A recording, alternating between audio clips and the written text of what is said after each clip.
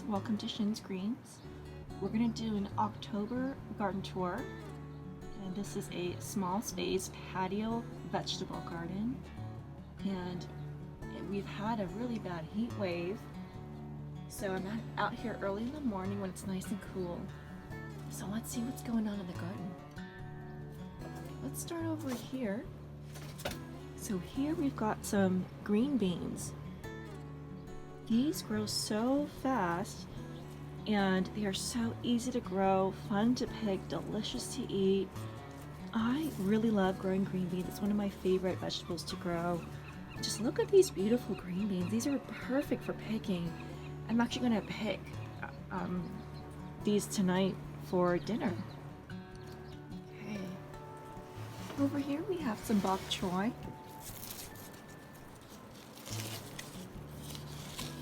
Look at how beautiful that is. I have 5 of these plants.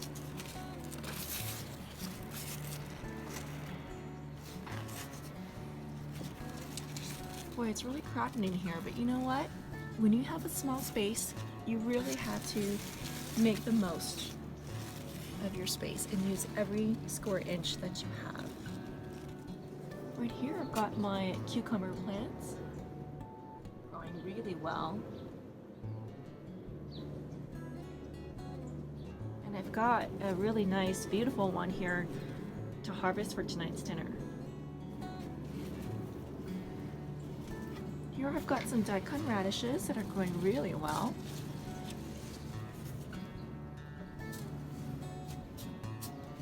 This right here is a cabbage.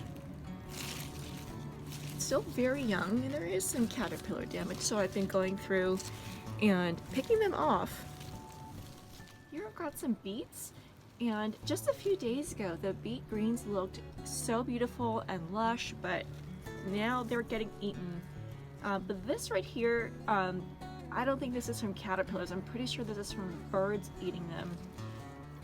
And here I've got some beautiful mint. I mean, it's growing so fast. This one's grown from seed. Let's taste one of these leaves here.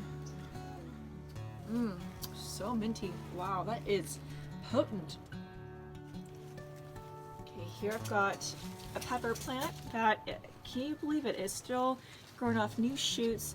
I'm still seeing some new flowers here. It's middle of October, and this plant has been incredibly robust and productive all summer long.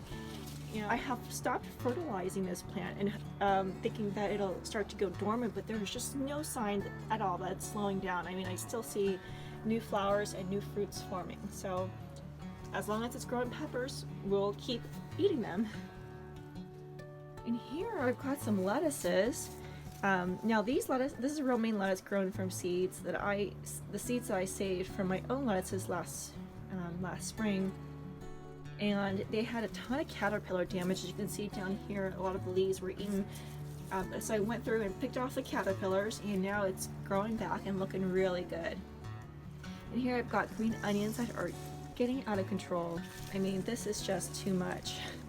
So we're gonna harvest a lot of this for our dinner. Down here I've got some more romaine lettuces.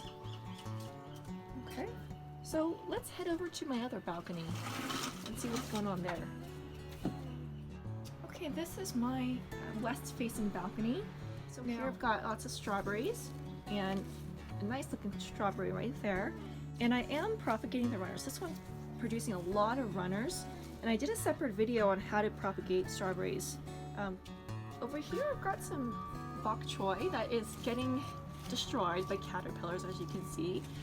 So I've got to go through and pick off the caterpillars, but I think bok choy grows so fast that I think it'll do just fine, and I think we'll get a pretty good harvest. Here I've got really sad looking onions. They just don't get enough sunlight, but I do have another batch growing at the community garden. Here I've got a Mexican papaya that I grew from seed.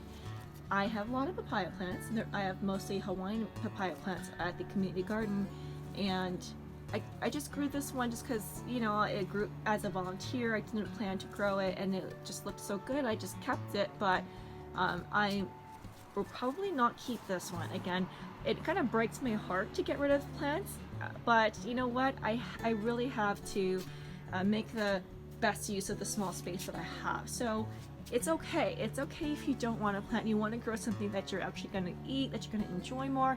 It's perfectly okay. This is not going to go to waste. It'll just go into the compost and it'll add nutrients back into the soil for my other plants. So it's perfectly okay. And right here I've got some pomegranates. They're looking pretty good, although I wonder how it's going to do over the winter when it gets no sunlight. And right here I've got a cherry moya plant that I grew from seed. So down here I've got lychee. Lychee that grew from my compost. And this one just popped up recently. This one was not growing for a while and it doesn't look great. I mean, it looks very pale. I don't know if I'm going to keep this one. If it doesn't bounce back, I might just get rid of that and allow this one to grow. See how that goes. In here I've got a beautiful kale. This is a lacinato kale or a dinosaur kale. Alright, so let's head over to the community garden. Okay guys, we're at the community garden and this is my plot right here that I am so proud of. Now it's still a very new plot. I've only had it for about 2 or 3 weeks, but things are looking pretty good, so I'm excited. So let's start over here. We've got peas grown here and I've put up the little trellis here so I can climb up. I just love growing peas in the fall and winter. It's one of my favorite winter vegetables to grow. And when you eat them fresh, they are so sweet. Now this one, I've got more peas on this side. This right here is a dahlia that I grew from seed. It's struggled a little bit, but this was my only survivor. And here I've got green beans. Here I've got carrots. As you can see, they're coming up. I'm going to go through and start to thin them out. So they germinated pretty well. Okay, and right here I've got some beets. Oh, this one looks a little floppy, but I've got beets that come up pretty nicely.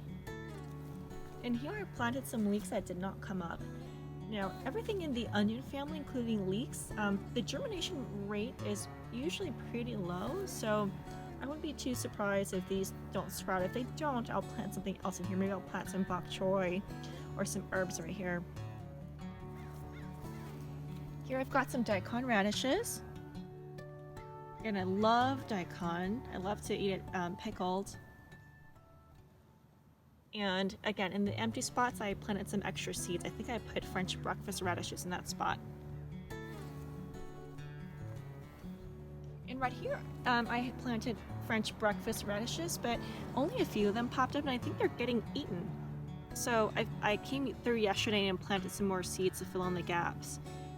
And right here I have Walla Walla onions that actually surprisingly germinated pretty well. October's not a good season for starting onions, especially these are long day onions, so they really need many hours of sunlight to mature and produce a nice bulb. But you know what? There are lots of rules in gardening, but you can just break them if you want. You can just experiment wildly, just try different things. If it doesn't work out, that's okay. You can just try again and try different varieties, try them at different seasons, and you can just try whatever you want. I mean, that's the fun part about gardening, is just to experiment wildly and do what you want. The rules do help, those are guidelines to help you become successful, but sometimes if you just try different things, it still works out. Okay, now let's look over here. So this is a Hawaiian papaya, looking so beautiful. I grew this from seed. So with growing papayas, you need several seedlings because you want to assure that you get, at least a male and a female or a hermaphrodite, so that you can produce fruit. And I won't know if any of my papayas are male or female until they produce flowers. So that's why I have so many of them. I've got one here, I've got 2 here, and a couple more here, and another one back there.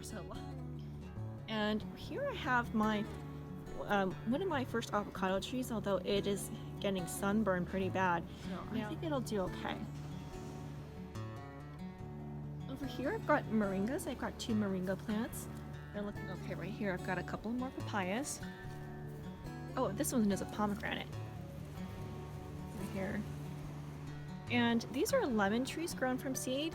They're not looking good. I think they were hit by some kind of virus. You know, the leaves look kind of mottled and you know, they're kind of struggling and not looking that great. So we'll see how that turns out. And over here I've got a grapefruit that I grew from seed. Again, not looking great. It's not very robust. There was some pest damage on there, so I'm gonna keep my fingers crossed because I really want the grapefruit to do well because I love grapefruit. This right here is an asparagus plant that came with a garden. You know, the original owner of this garden kept it here, and I actually did harvest a few young shoots that came up. Another right. Oh, that's a good looking one right here. And asparagus are perennial, so they will grow about year after year and over the winter. And these are raspberry plants that grew from my compost. Okay, I don't want to bury this in the ground because they will spread. You know, they'll send up new shoots all over and just like take over the whole raised bed. So keeping it confined in the pot until I figure out what I want to do with it. This is one of my almond trees. Okay, this was looking pretty good. Almonds grown from seed. This is about 1.5 years old. And this is another avocado that I have. This one's doing much better than my other one, not going through as much stress. So that's it for the garden tour. Thank you guys so much for watching Shin's Greens. And stay tuned for more videos because I'm so excited to share with you guys so many more ideas and tutorials to give you inspiration to grow your own food.